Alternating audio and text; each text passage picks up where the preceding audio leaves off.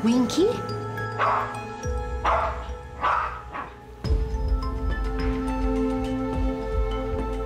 Melinda?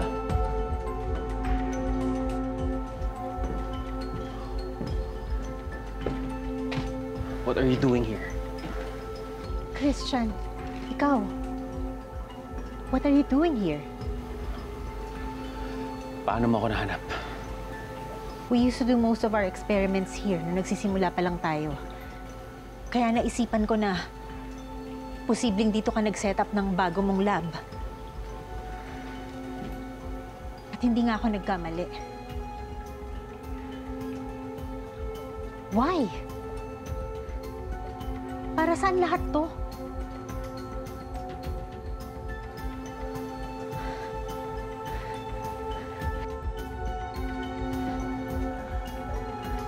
Ano to? Ano ibig sabihin nito?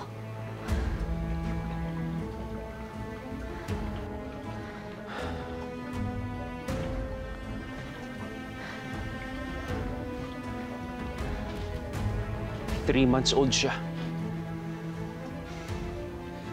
The longest by far. Oh my God! What have you done?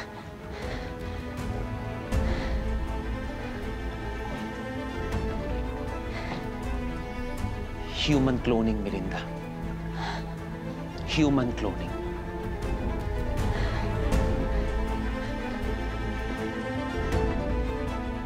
You did it. You finally did it.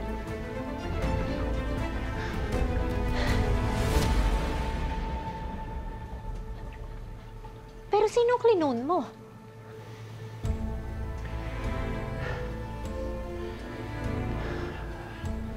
Alam mo, Melinda, ngayon ko na-realize.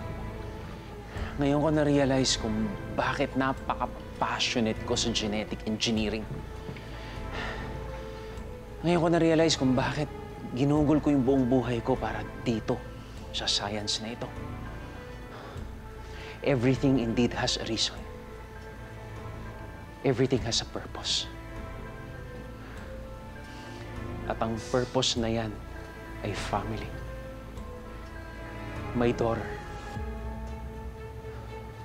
si Bianca. Si Bianca.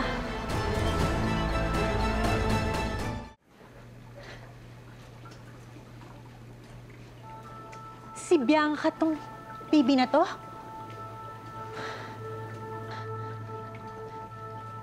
You used your own daughter for this? Please don't think like that. Ginawa ko lang lahat ng ito para mabalik sa amin ni Dayan ang anak namin. Paano mo nagawa to? Nung birthday ni Bianca, kinunan ko siya ng DNA. Because for some reason, merong nagtulak sa akin. Hindi ko alam, siguro yung pagiging ama ko. Something pushed me to take a part of her, kahit alaala niya. Kahit yung mismong DNA lang, sample lang niya. Pagkatapos, alam mo, naalala ko, merong frozen egg si Dayan. Yun yung supposedly gagamitin namin, di ba? Dati we were trying very hard to have a baby. Tapos eventually, hindi na kinailangan kasi nandun na nga si Bianca. Then I realized, merong available egg si Dayan. So, kaya ginamit ko. Then, tinanggal ko yung DNA ng egg na yon at doon ko sinaksak yung DNA ni Bianca.